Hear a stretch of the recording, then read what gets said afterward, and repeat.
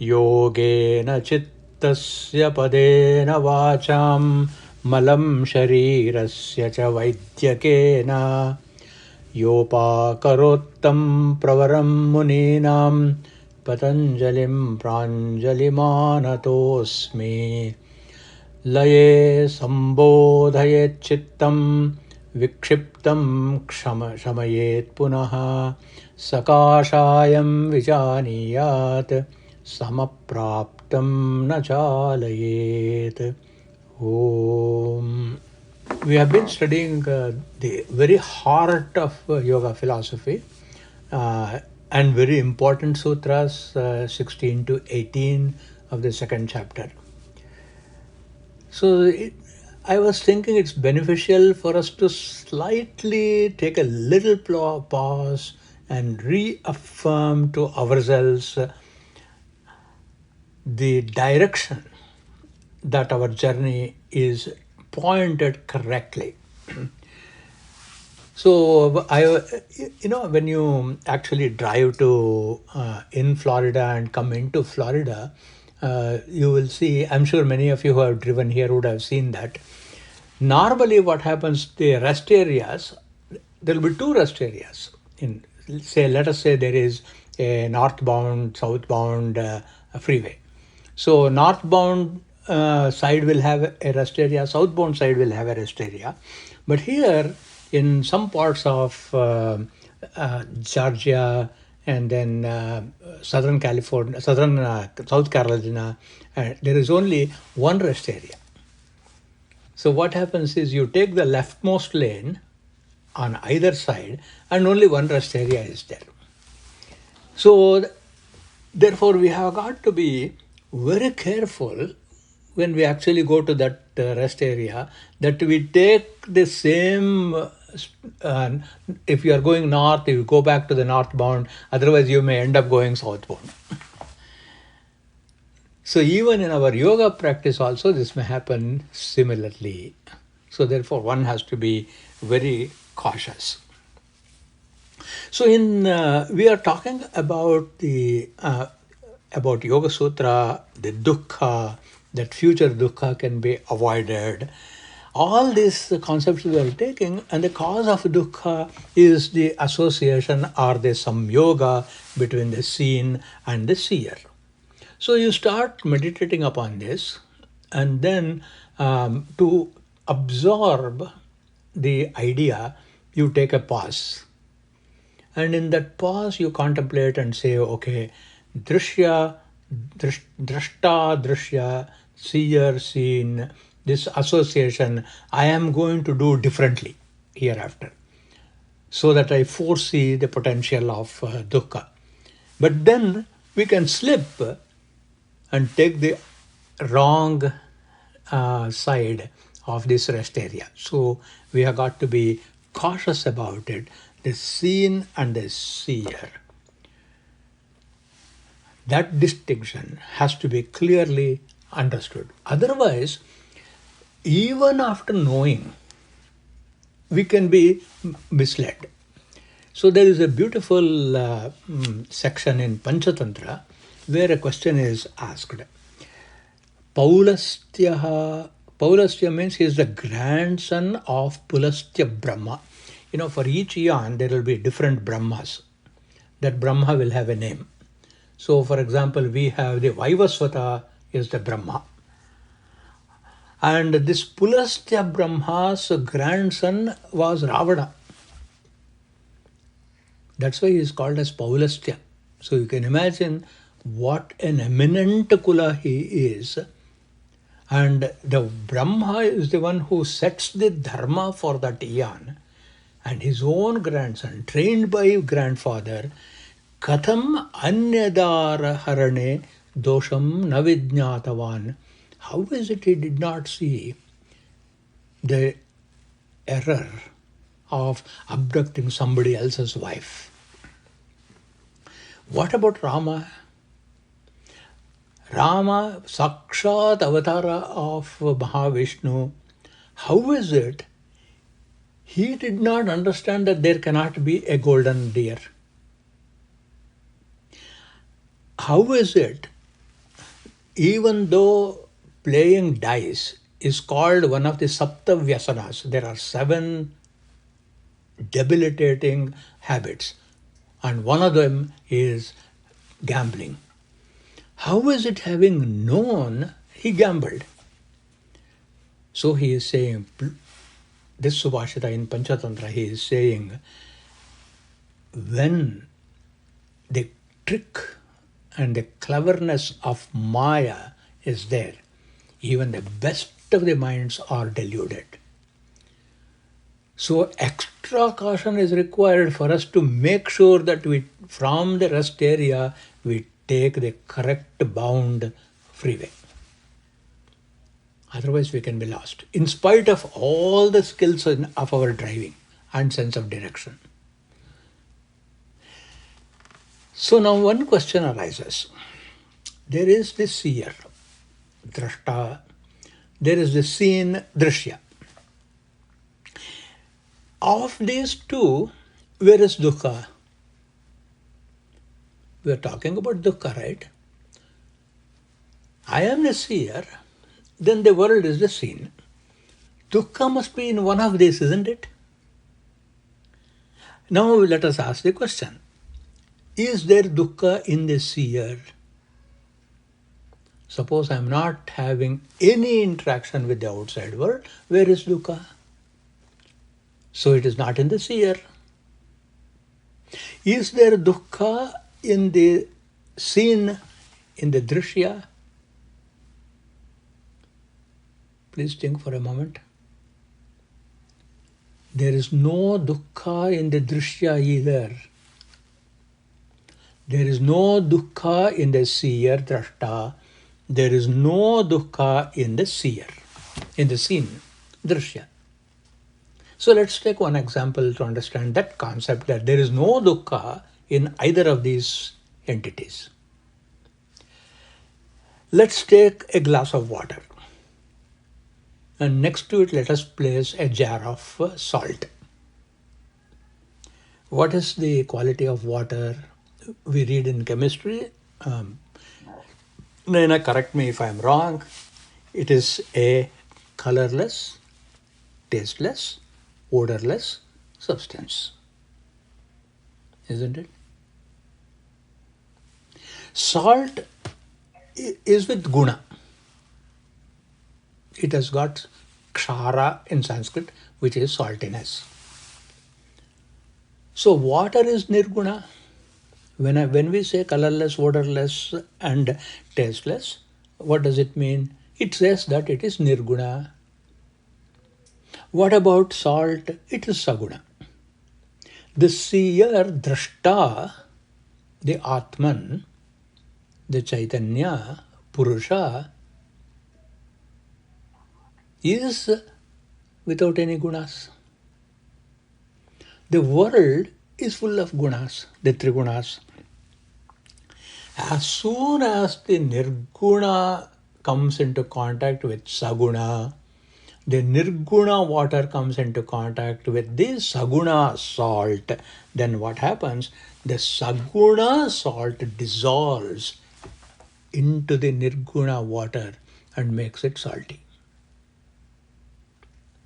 So a nirguna, a absolutely nirguna drashta, seer, there is no dukkha in him. The salt by itself, there is no dukkha. But when the two come together, what happens? It becomes salty. So drishta, darshana, samyoga is the cause for dukkha. When the two come together. So how to maintain the nirguna quality of water? We have two options. One option is don't mix the salt. So extrapolating this, as long as the nirguna purusha, the drashta, does not contact the drishya, the world at all, that concept is called pratyahara, is where we withdraw all our senses into ourselves. none of the sense organs are going to react with the world. And therefore, there is no opportunity for the mixture to happen. And therefore, the drashta, the seer, will have no opportunity for dukkha to manifest. So this is, what does this say? This is one of the strategies. As you know, the Sankhya theory was established by sage Kapila. And sage Kapila had a student. His name was Asuri. This you can see in the Shanti Parva of Mahabharata. Asuri had another student by name Panchashikacharya. And this Panchashikacharya was the guru of Kanada Maharshi, who gave us atomism, or the Vaisheshika Darshana. So extraordinarily eminent scientists and rishis. So Panchashikacharya says that if you give up the samyoga completely, the seer and the seen samyoga are coming together completely, then this is the final strategy to remove dukkha. Tat samyoga hetu vivarjanat ayam atyantiko dukkha pratikaraha. Tat samyoga hetu vivarjanat. When you give up the cause for coming together of the seer and the seen, syat, if it happens, ayam, that separation, atyantiko dukkha pratikaraha. For once and for all dukkha can be seen. In other words, it sets us up for sannyasa. But we cannot accept that either, because we have come too far in our lives to do that. So we are in the world. We have to be in the world. We have to continue to be in the world. So therefore, what should we do? We have to now think that what is liberation. Let us define. Liberation, I want to be liberated. Then immediately we have to ask the question, to be liberated from what? It is not liberation from the world, because we cannot liberate ourselves from the world, and we need not liberate ourselves from the world. We can develop a correct engagement with the world. So in this discussion, where do we come? An incorrect engagement of the seer, drishta, with the seen, the prapancha, is the cause for dukkha. So to summarize, there is no dukkha in the seer. There is no dukkha in the prapancha. We cannot get rid of the prapancha. We should not, we need not. Dukkha is because of the incorrect engagement of the seer with the world. And that is avidya. So that is where the scripture is leading to say, what is the fundamental cause for avidya? So we saw in the 18th, that was where we left last week, in the 18th sutra we saw, prakasha kriya sthiti shilam bhuta indriyatmakam bhoga apavargartham drishyam. Chapter 2, sutra number 18. Now here we are going to analyze what this world is. Since the Purusha or the Atman is without Nirguna, we don't have to discuss too much. We have to discuss about the one which has got Guna, which is the world. So what is the purpose of this world? Why this world even is there? Patanjali Maharshi picks up that question. Very important question. What do we do with the world is a practical question, but why this world is here is an existentialist question. The world has a purpose. What is the purpose? To provide the seer. What is the use of the scene if there is no seer? So prapancha is only for the seer, for the drashta. And what does it provide to the drashta? It provides two things. Either enjoyment for pleasure called bhoga, or as a field for liberation. So you see the sutra now. Bhoga apavarga artham. Artha means purpose. Bhoga means enjoyment. Apavarga means liberation. The purpose of the world is for enjoyment of the world or for liberation. For those two purposes, drishya is there. So in other words, if we desire moksha, liberation, if we desire apavarga, which is another term for moksha, the world is essential. That is why we don't have to take sannyasa, because we will be getting rid of something which is extremely important for our liberation.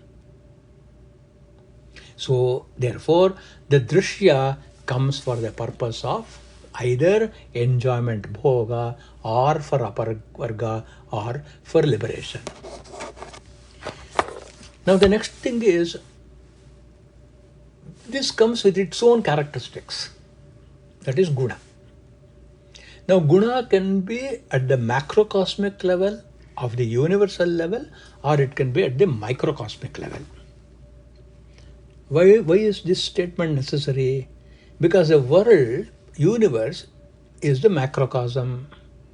I, the individual, is the microcosm.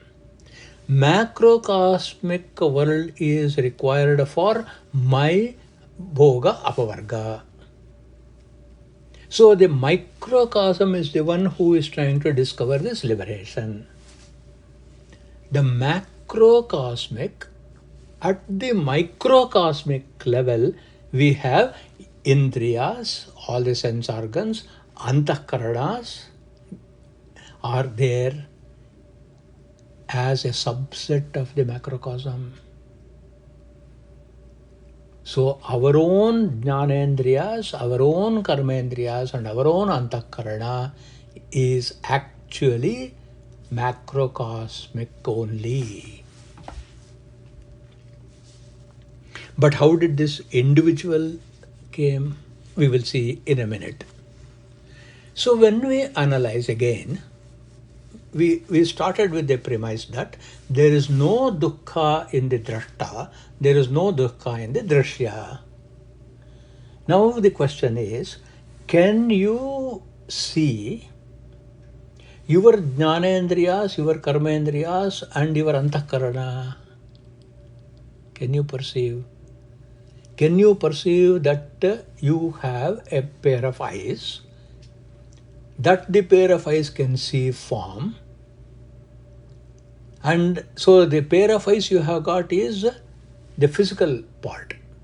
That you can see is from the sukshma sharira, isn't it? So there is this sukshma sharira, and the processing of what you see is made by mind, which is antahkarana. And all of these belong to drishya only, because you can see the form through your eyes, you can perceive what the form is through your mind. That means you can see what the mind is seeing. And therefore it is drishya. And hence, none of them there is dukkha. Because we established there is no dukkha in the scene, there is no dukkha in the drashta. Only problem is, there is a macrocosmic triguna. We have to find the culprit. In the macrocosm there is sattva-rajas tamo gunas, and that macrocosmic sattva-rajas tamo gunas are in a microcosmic manas has got the trigunas. It is because of the trigunas of the mind, sukha dukkha is created. So even in sukha, there is dukkha, we said. So what was the statement made in the previous sutra? Sarvameva dukkham vivekinaha. For the wise, everything is dukkha. The objection is, how can sukha be construed as dukkha? The answer comes, in the acquisition of sukha, there is dukkha. Arjane dukkham. In the preservation of the sukha state, there is dukkha because there is a tension that I have to maintain this sukha status. Rakshane dukkham. If that sukha is gone, nashe dukkham. Even in sukha, earning, protecting, and loss, there is dukkha. So is there not dukkha? And from there, that dukkha is coming from. Yoga Sutra is saying, Trigunas of the elements, Trigunas of the Antahkarana, when those two come together, there is dukkha. And therefore, yoga is this viyoga. Yoga is to separate the impulses of the mind from wrongful enjoyment with the world. That's the push for the whole of the Yoga Shastra, and especially this not so easy passage. So what does this mind do? Why we are charging the mind in association with the Trigunas? Manas appropriates all the time the world only for bhogaha, isn't it? How do we look at the world? All the time we want the world for our enjoyment.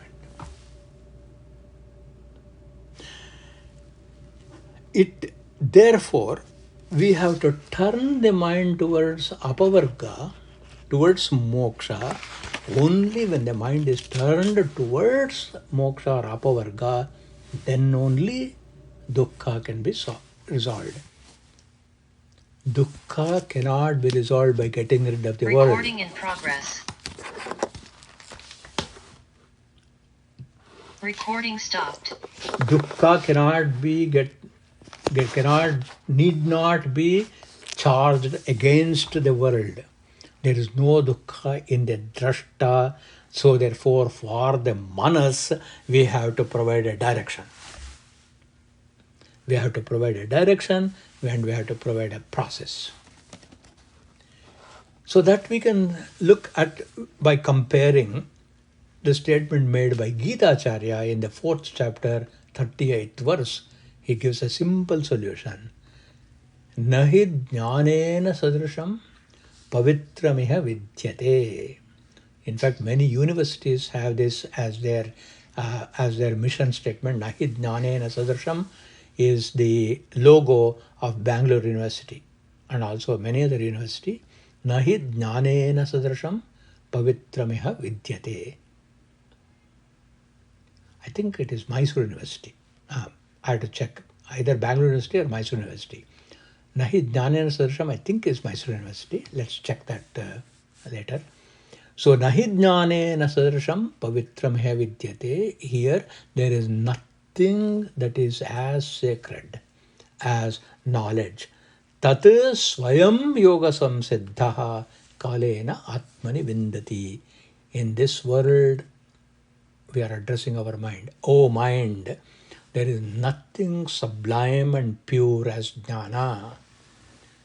One who is established in yoga, perfected in yoga, in himself atmani, in due course, kalena vindati. What does he know? He will know that this jnana or the atma jnana, when the mind is engaged in atma jnana, then the person engages himself with the world correctly. In one sentence, if we have to summarize, if I don't want dukkha in my life, I must acquire Atma Jnana, Purusha Jnana in Yoga Shastra. And I must contact with the world with this Atma-jnana. When that happens, there will be no dukkha. So dukkha can be removed. The tool for removing dukkha is jnana. The process is engagement with the world with this jnana. So how can this happen? Unless there is something of comparison with the universe, drishya, and the seer. Something must be common to that. See the sutra. Prakasha kriya sthiti sheelam sattva rajas tamas bhuta indriya. So let's go back and see in this context. Prakasha kriya sthiti sheelam. Prakasha kriya sthiti. Synonyms. For prakasha it is sattva. Kriya rajas. Sthiti tamas. So what is the nature of the prapancha? Sattva rajas tamo gunas. What is the nature of the mind? It can reveal, because when the mind turns its attention to something, it illumines that something. That is prakasha. And when the world, you see fire burning, you see wind blowing, water flowing, there is rajas. In the mind also there is rajas. And it makes the body function. The world also rests. So does the mind, it rests. So three gunas are there. Now what happens is Panchabhutas are there in the world. Indriyas are there in the individual. Bhuta, Indriya will come together. The Panchabhutas have got three gunas. Indriyas have gunas. What is the connecting link? The connecting link is called Tanmatras, that is Shabda, Sparsha, Rupa, Rasa, Gandha. Shabda is sound, Sparsha, touch, Rupa, form, Rasa, taste, Gandha, smell. From where are they coming? They are coming from Shabda is coming from Akasha. Sparsha, touch is coming from Vayu. Rupa is coming from Agni. Rasa is coming from Apaha, water. Gandha is coming from Prithvi. So far all of these things belong to the macrocosm. What is the corresponding Shabda, Sparsha, Rupa, Rasa, Gandha recipient in the microcosm? It is Shrotra, hearing. My hearing is related to the Shabda which is coming in Akasha. So how does the microcosmic mind contact with the outside world? Through Shabda, which is through the ears, and likewise through the skin and Vayu we experience touch. Through the sight and Agni we perceive form. Through the taste and the tongue we perceive taste, and the tongue we perceive taste, and from the nose and smelling we taste Gandha.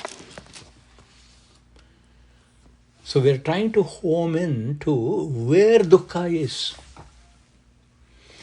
Proper engagement of the Shabda, Sparsha, Rupa, Rasa, Gandha ability of my sense organs, if it is properly engaged with the world of Prithvi, Apaha, Tejo, Vayu, Akasha, no dukkha. If it is improperly engaged, there is dukkha. Okay. Again, we said there is no dukkha in the world and there is no dukkha in the drashta. But something has to connect the drashta with the world. What is it that is connecting? Besides these transactions. In a transactionless state also, there can be an experience like in our deep sleep. It's a transactionless state. In that condition, the absolute behind all this has to be one. Now we are coming to answer the question, if jnana is the way by which dukkha can be removed, what is that jnana? That jnana is the jnana of the one. And what is that one?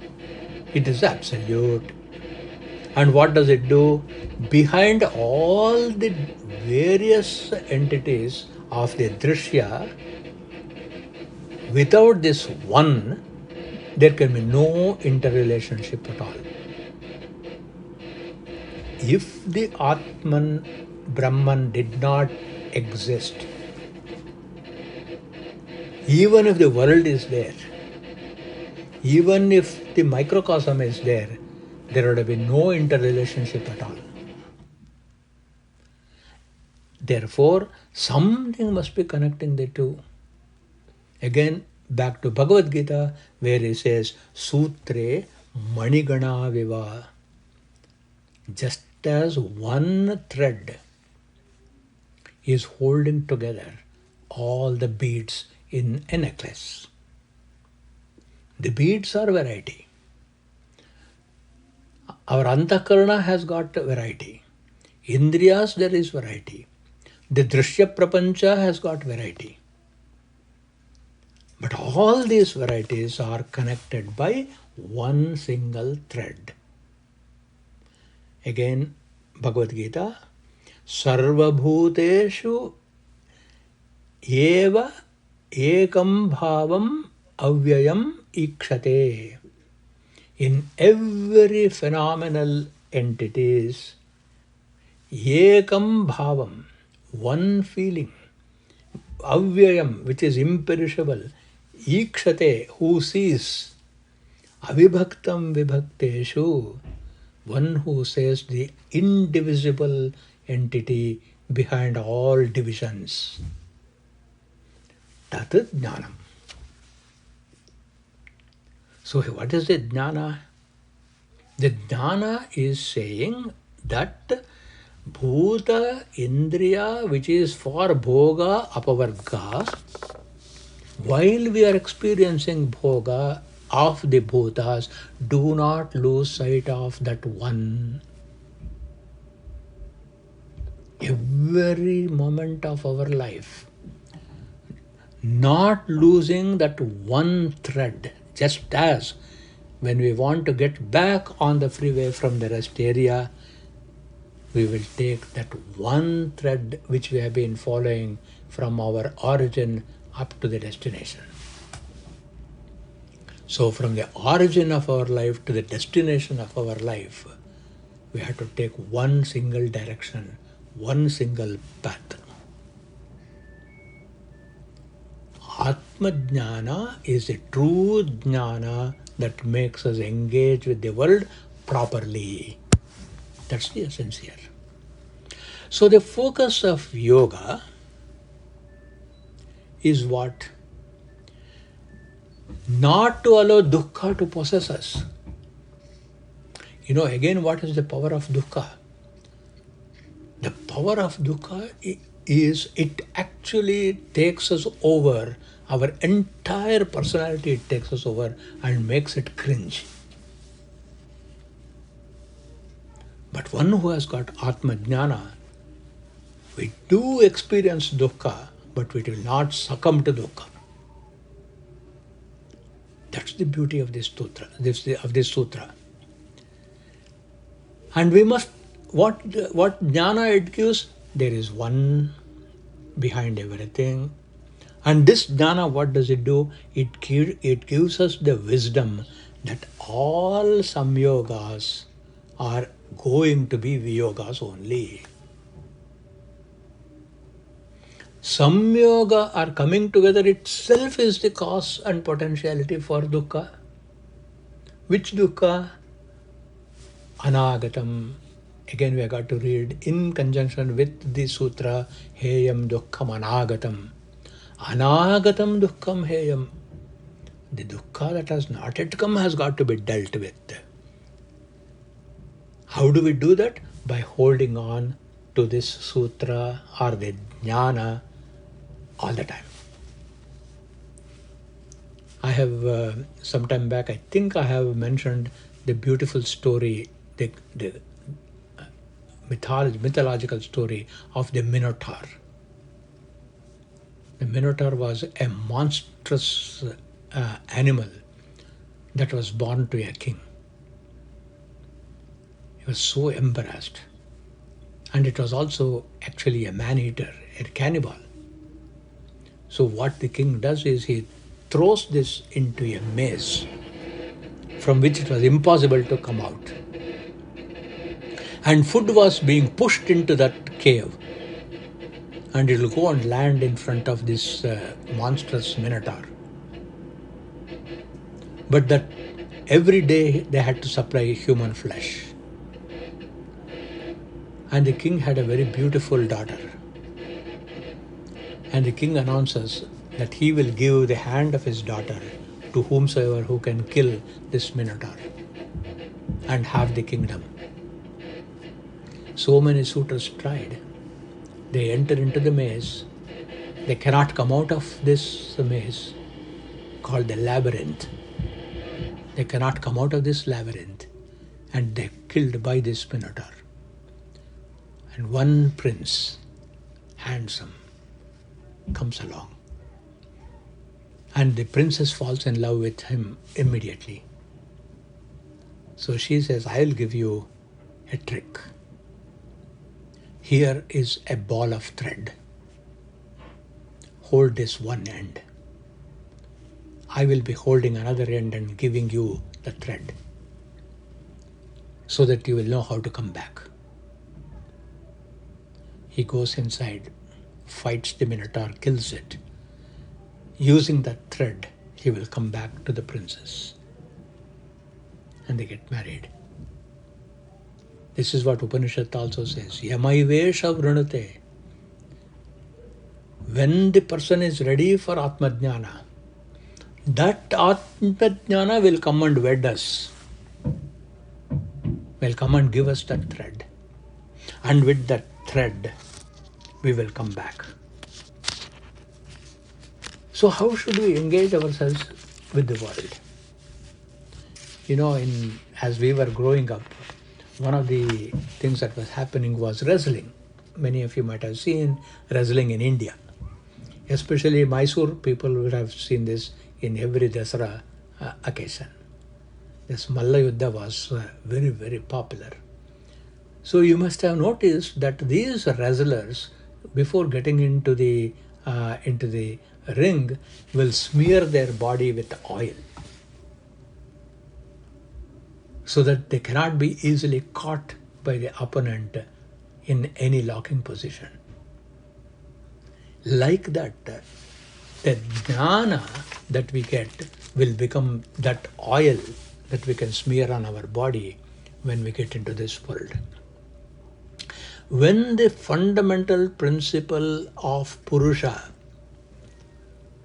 that is of Brahman, whose characteristic is that it is one, Nishkalam, Nirmalam, Shantam, Sarvatitam, Niramayam, flawless, taintless, peaceful, beyond everything, immeasurable.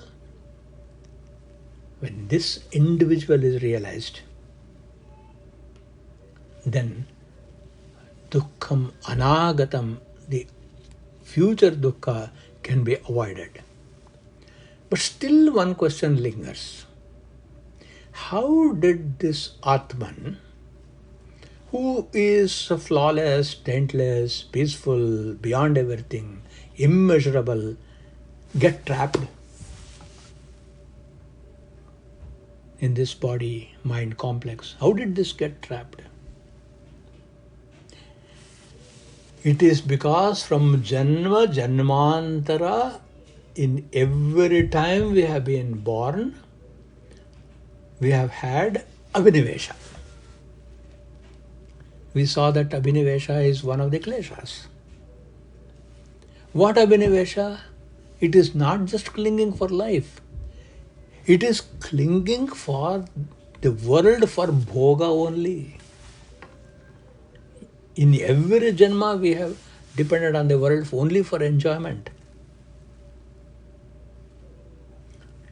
That means we see this rest area, it is so beautiful, the yard is wonderful. You must have seen some of the rest areas which are exquisitely maintained. Lovely plants. And then there are lovely shaded trees under which there are beautiful benches. Scenic route, especially if you are coming through Virginia, you can see the Appalachian Mountains, and many of these rest areas are on the mountain top, providing extraordinary scenic beauty all around. Suppose we just stay there. When will we ever reach this destination, however beautiful it is? When we go on a vacation, we have to come back. And thus, we have to leave the drishyam. Little bit of bhoga is good. And after that experience of bhoga, come back. When we come back, and we know how to come back, that's another important thing. When we know how to come back, then future dukkha can be avoided. And can it happen now right away? No, it takes time. For who can do it? A yogi can do it. All this we have discussed so far is presented in the next sutra. Instead of my usual methodology of reading the sutra and interpreting it, I have interpreted it first and then I am reading the sutra, because in the sutra a new terminology is introduced. 219, Vishesha, Avishesha, Lingamatra, Alingani, Gunaparvani. So what is this drishya? We already determined that this drishya is made up of the three gunas, the trigunatmakam. The scene is trigunatmaka. There is what is meant by trigunatmaka? Sattva, rajas, tamas. What is the quality of sattva? It is revelation. It is just making us aware that something exists, prakasha. And this prakasha makes us react with action. So it is rajas, kriya. And then we come back to our original state, sthiti, which is tamas. So in this sutra, Vishesha, Avivishesha, Lingamatra, Alingani, Gunaparvani. Vishesha means gross. Manifested trigunas is Vishesha. Avishesha means not perceptible and which are subtle trigunas. What are those subtle trigunas? Shabda, Sparsha, Rupa, Rasa, Gandha. So Shabda, Sparsha, Rupa, Rasa, Gandha by themselves have no dukkha. Shabda is Shabda. Some car passes in front of your house and makes noise. Does it cause you any ragadvesha? Whereas, if somebody says something, it causes ragadvesha. Isn't it? Technically speaking, both are shabdas. So if shabda contained roots of dukkha, then every shabda must cause dukkha, isn't it? Why is it some shabdas cause dukkha, some shabdas don't cause dukkha? We have to infer that there is no dukkha in Shabda, Sparsha, Rupa, Rasa, Gandha. Therefore, the evolutes of this, which are the evolutes, Shabda has evolved from Akasha. If Shabda does not have dukkha, that from which Shabda has come, which is Akasha, there can be no dukkha. How can an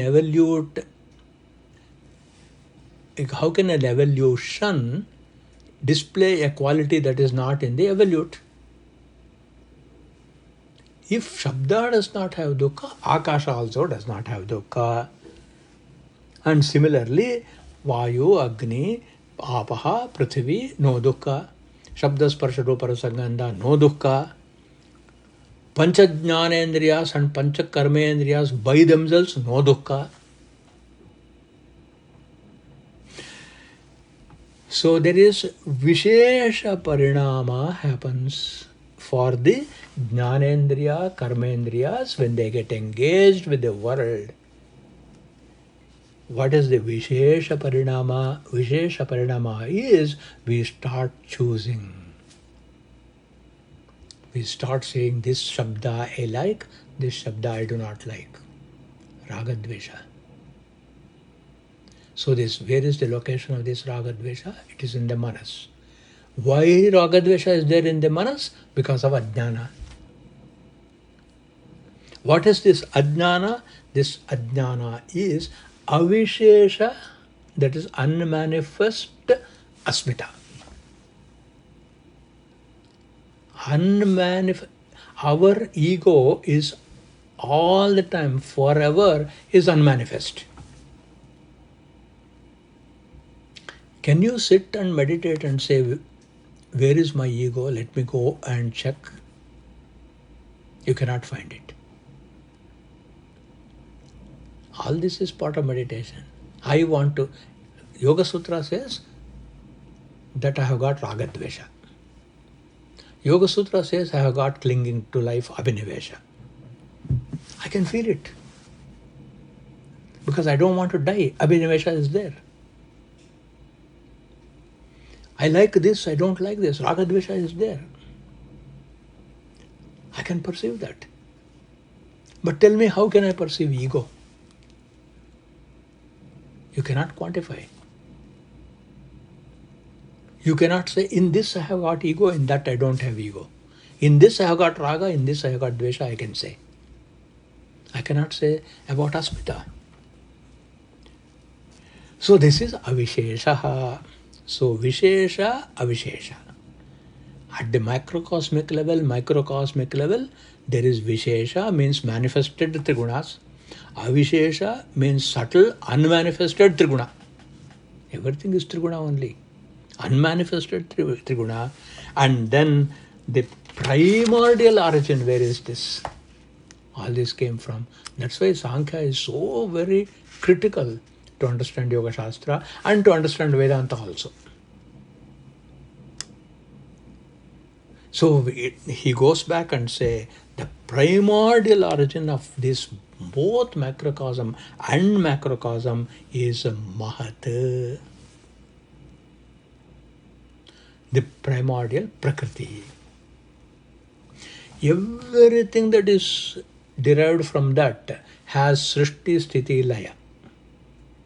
Shabda created, exists for a period of time, dissolves.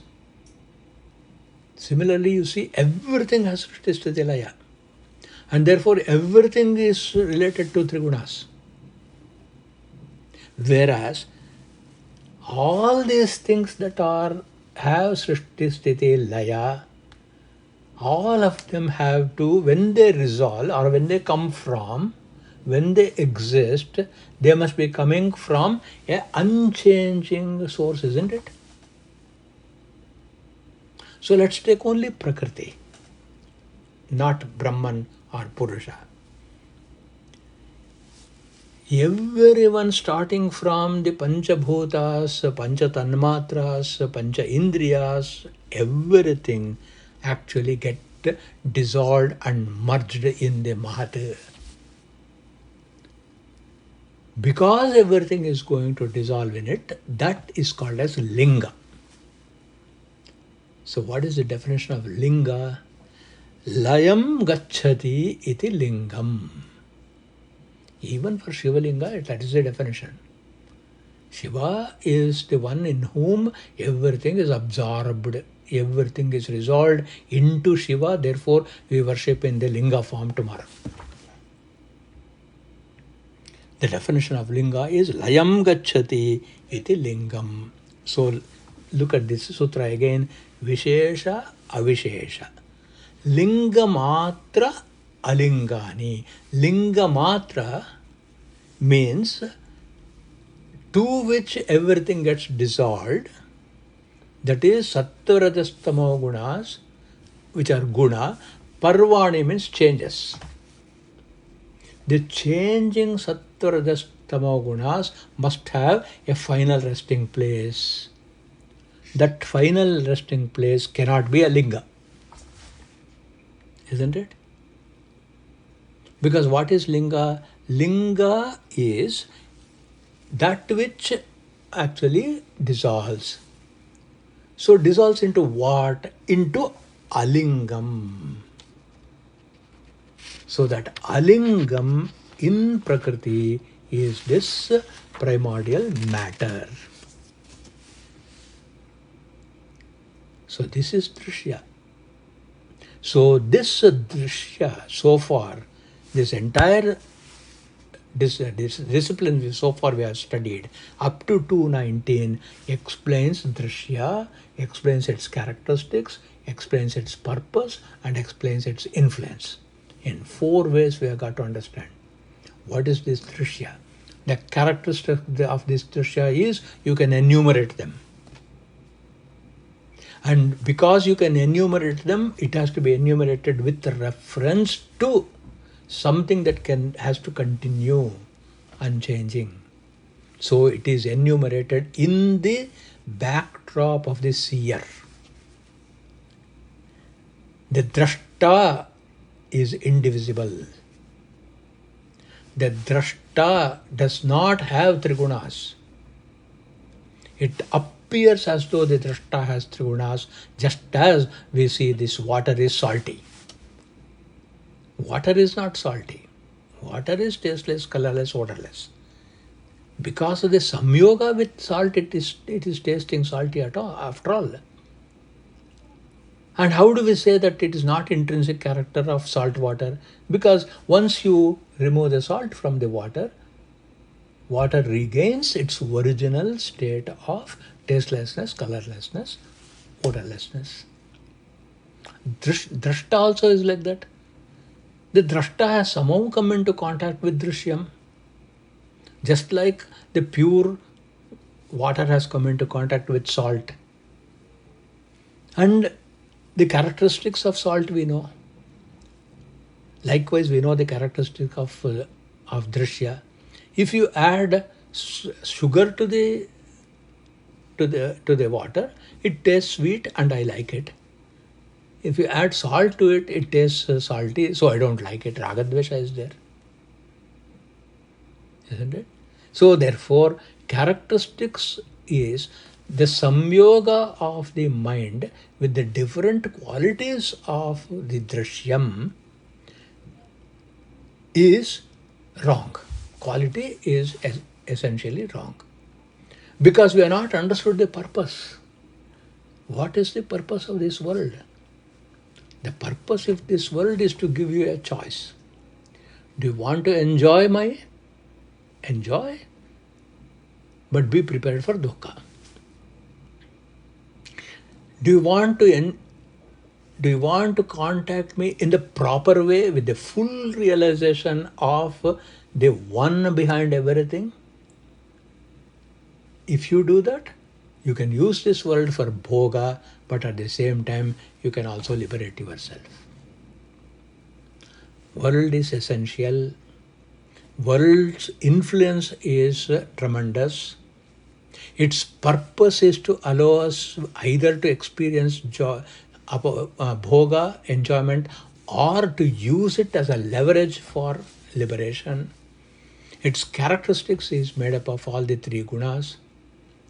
And just as all the three gunas merge into the Mahat, the Alinga Mahat, all Sukha, Dukkha, then Raga, Dvesha, Asmita, everything can be dissolved in the Drashta.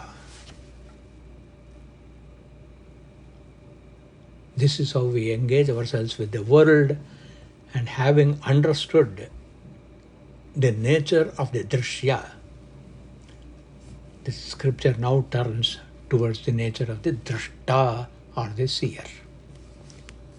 Every subject.